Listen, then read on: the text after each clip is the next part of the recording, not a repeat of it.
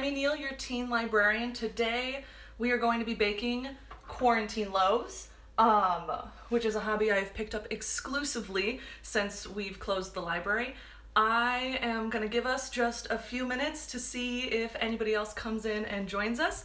So why don't you guys tell me how you are all doing? Hi, Hillary. How are you?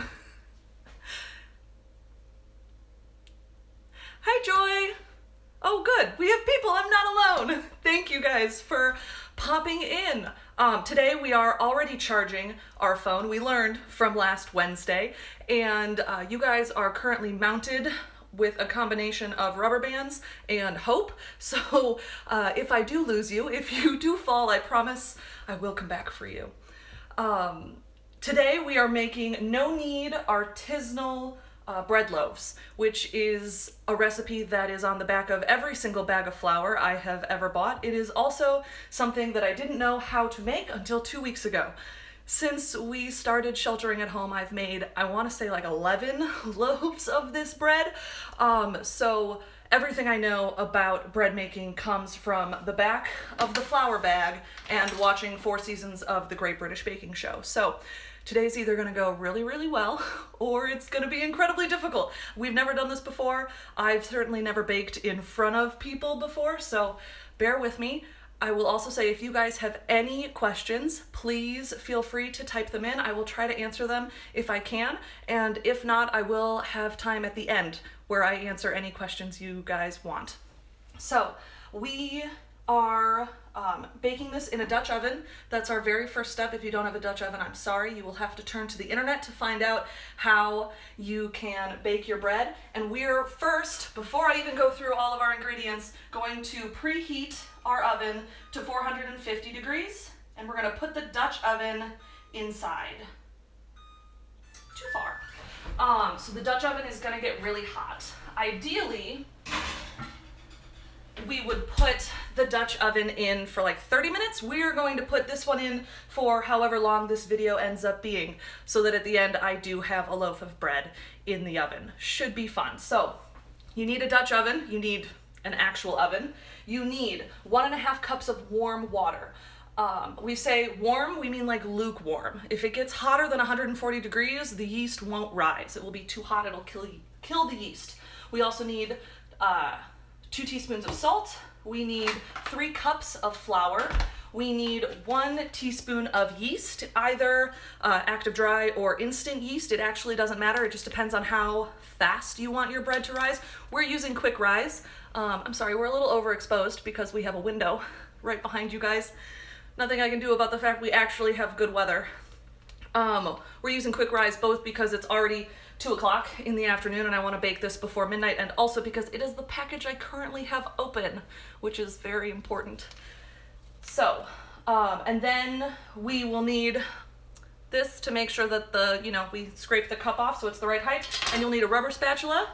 We need teaspoons, and then if you have one, like a mister to spritz the top of your loaf before it goes in the Dutch oven, this is what's going to make it nice and crusty. How does yeast work? I have no idea, Joy, okay? It's chemistry. I got an A in chemistry, but not because I was really good at it. But it turns out that yeast is in everything. So if you went to the grocery store and you can't find yeast, you can make your own yeast with like fruit or wine, or, I mean, it's in everything. You learn a lot of stuff on the internet when you're diving into the bread world. So, what else do we need? Oh, sorry, 2 more things. Parchment paper, because that's what you're gonna bake it on. Cling wrap, because that's how you're going to contain the moisture in the bowl so that your bread can get its proper rise when it proofs, and then whatever flavor you want to put in your loaf. We're gonna have a bunch of different flavors today. We've got a rosemary loaf, we've got a tarragon loaf, and then the one we're gonna make right now is a black garlic loaf. We call these quarantine loaves, but actually I really should probably call them, like the most interesting thing in my mother's spice cabinet loaves, because I've just been picking whatever seems cool. Black garlic tastes caramelized and sort of charcoaly, so it's really sweet and interesting. I have no idea how much is the right amount because I've never actually used it before, so I cut some up beforehand. It's a little bit gummy and it took forever, so we did it before this video started. All right, let's get started.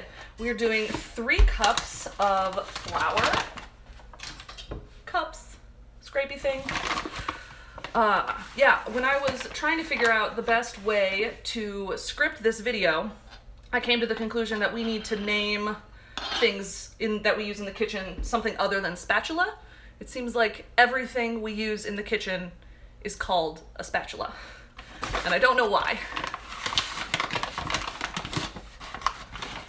1, here's 2. So everyone can see. You can't see what I'm doing. And here we go. 3. It's our 3rd cup. We're just gonna chuck all the dishes in the sink and deal with them later. And then we have 2 teaspoons of salt. If you're doing something like cheese is gonna have salt in it too, so you wanna be really careful with the amount of salt you put in your loaf. All right, that's 2-ish. And then half that in yeast. So the difference between instant yeast and like active dry yeast is that instant yeast, hypothetically, works 50% faster. The real measure is that you just want it to double in size before you put it on its second proof. So if you need it, come on, there we go, 1 teaspoon. Okay, if you need it, let's get all the crumbs out. To happen faster, you just add more yeast. It's fine, nobody will care. Then I stir the dry ingredients to make sure that the yeast is fully incorporated in everything that we're doing. I'm gonna add my black garlic, which I've never made before, so hopefully it incorporates nicely. Who knows? We're gonna see how this turns out. It's an adventure for all of us, and I will definitely post pictures later. But yeah, see, we're having a really hard time getting it off the cutting board. Come on, be free. Let me eat you. Okay, so we are nice and incorporated, and we're gonna add 1.5 cups of water. It's pretty warm. I poured it at hot before this video started, so it's had some time to cool a little bit. And then we just stir it, just gloob it all together. The heavier the things you add to your bread, the harder it is going to be to make it rise. So the other option is that you can add it at what we call the second proof. Hi, Cook Library, welcome. The second proof is basically when we turn the bread out of the bowl and we make it a ball, and we leave it to rest in its shape for about 10 to 15 minutes. So we're stirring. It's a little dry. The water did not go as far as I would like, but the black garlic is spread out nicely between everything. I'm gonna add a little bit more water because it's anarchy, I can do that. One of the great things about this type of bread is that it is very, very forgiving. So that's one of the reasons why you can add anything you want to it. You can try new things, new flavors. I will say if you let it rise for too long, the flavor will kind of leach out of it if it gets too big. So you're gonna wanna keep an eye on it until it's doubled in size. I didn't show off my Harry Potter spatula. It's gonna look, can you see that? Kind of like that. It gets a little gloopy.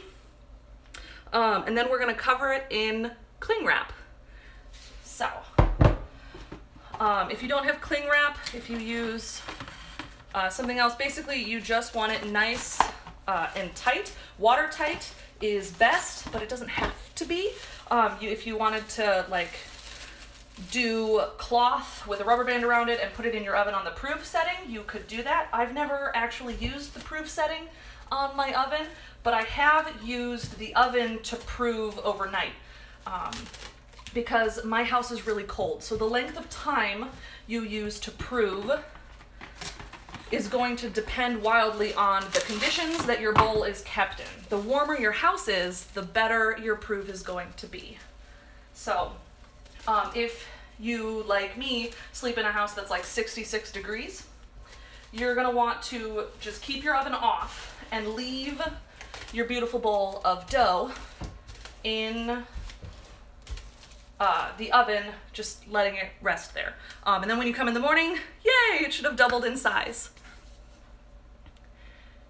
Can you prove your proof it? Joy, the puns, you have to stop.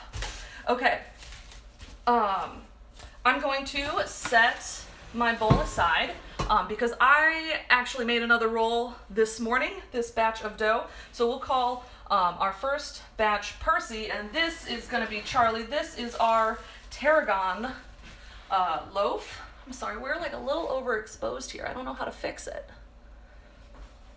This is Charlie. So I put the tarragon in, which were dried tarragon, with the first proof, so with all of the dry ingredients before I mixed it together. And I covered it in cling wrap, and you're gonna want to cover your hands and the surface of your workspace with a lot of flour because it gets really, really sticky. So I'm gonna just cover him again. And even though I already formed him into a ball before he rested, I'm gonna do it again just so you guys can see kind of how I make it work. So you just lift it, and then you're gonna tuck all of the edges underneath so that the crease is on the bottom. Can you see the crease? Oh my God, so many innuendos I could think of right now. The crease is on the bottom. If you have any big air bubbles that pop up on top, pop them, because they will pop in the oven and they will split your loaf. This is your time to make all of your fixes. I cover it in flour, again, lightly, because I really like the way it looks when it's covered in flour. And this is also the part where you can do really delicious, it's all delicious, where you can do really fun cutting patterns on the top. I do one big slice directly down the middle because I'm not good. I'm not good at the other types of cuts. They've never worked out for me. So, yes, cooking show magic. I forgot my knife. Here we go. I'm just gonna dig in and do a big, maybe we'll do an X this time. Just vary it up a little bit. So I do really big cuts because I just like the way it looks when it comes out and it splits. You can do absolutely anything you want. Okay, so you see? Yay! Like that, it looks like a plus sign. It's almost like a hot cross bun. It smells fantastic. I used maybe possibly too much tarragon. Okay, I just want to double check that I printed off the recipe so I wouldn't forget anything for you guys, and I posted it right here.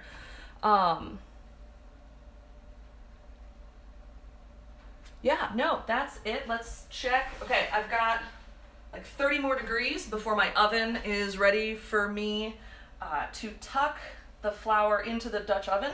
So, how are you guys doing? Let's catch up for a little bit. Yeah, tarragon is fantastic. It's probably one of my favorite flavors. I actually have been infusing olive oil to dip this bread in. So you just take like a cup of olive oil, a tablespoon of crushed red pepper flakes, a tablespoon of oregano or something, pinches of black pepper, pinches of salt, stir it all together, let it sit for a few hours, and it has been so good. Like I mentioned earlier, I've made like 11 loaves of bread in the last 2 weeks. I think half of them went directly into my mouth. It's fantastic. Thanks, Joy. Joy says you can never use too much tarragon. I hope that's true, because I think I honestly used like 3 or 4 tablespoons in this loaf. And the loaves are not actually that big. So it's gonna be an adventure. That's true. This is a good time to wash my hands, Hillary. All right, guys, I'm gonna just run the sink right here. If you guys have any questions, feel free to ask. Hi, Molly, thanks for joining us. As you look at my empty kitchen, which I cleaned just for you guys.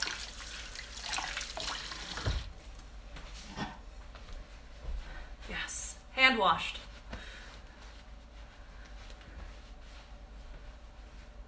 Okay. 440. I'd say that's good. By the time I get the bread in the oven, we are going to be ready. So.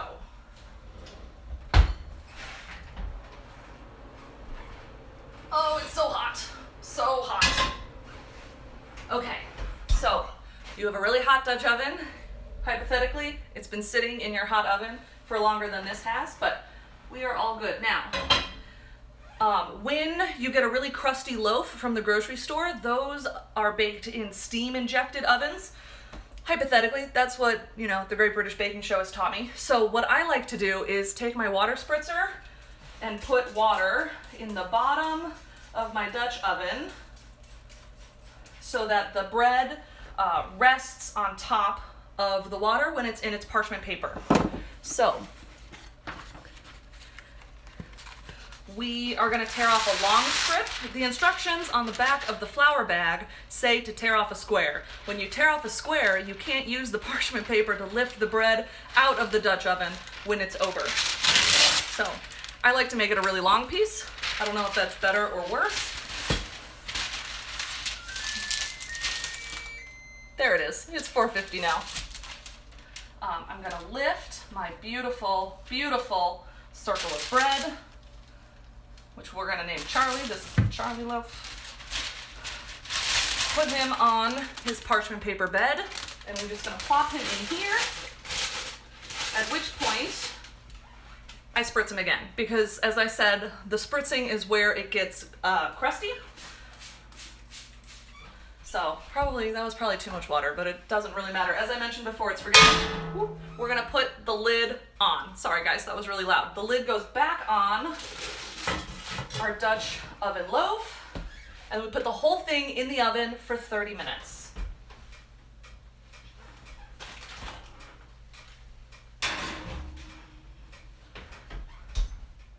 So the instructions say 30 minutes in the oven with the lid on, and then you take the lid off and you bake it for another 15 minutes. It gets really dark. Homemade bread is always going to be darker than store-bought bread, but I mean, it gets really dark. So I've actually never ended up leaving something in for 15 minutes. I always chicken out and take it out at like 5 or 10 minutes, but the dark is what makes it crunchy. So let me show you what a finished loaf looks like when you chicken out and take it out after 5 minutes of open baking. This is Bill. Hello, Bill. Bill is our rosemary and Icelandic sea salt loaf, which I baked last night so that I would have something to show you guys. Let's make sure that he has been cooked through, because pray for me, this will be really embarrassing if it's still raw inside. No, he's perfect. Oh, and he smells so good. Awesome. Do you guys have any questions? Thank you. I feel like a pro. I almost managed to do like the full Ina Garten. And remember, if you can't bake bread, store-bought is fine. Except actually the reason why we started baking bread is because it was so difficult to find at Jewel.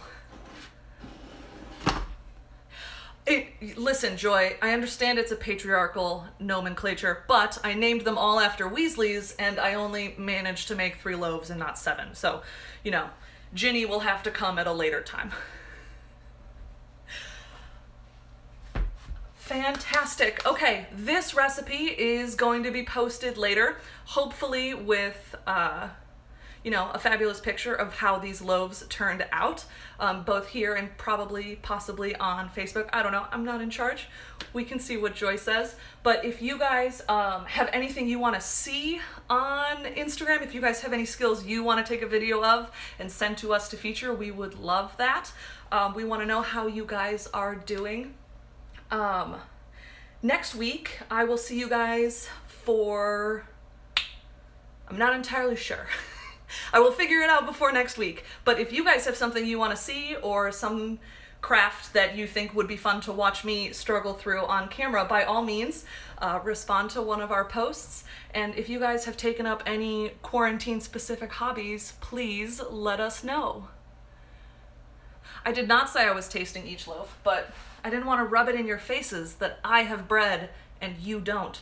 But yeah, no, the moment I get off of here, I'm definitely going to be eating all of this bread by myself with my olive oil.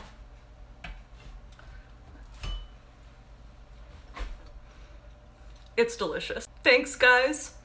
All right, have a fantastic day. I hope if you guys make any quarantine loaves, you will send us pictures, and I will see you all next week. Stay healthy, stay safe. Goodbye.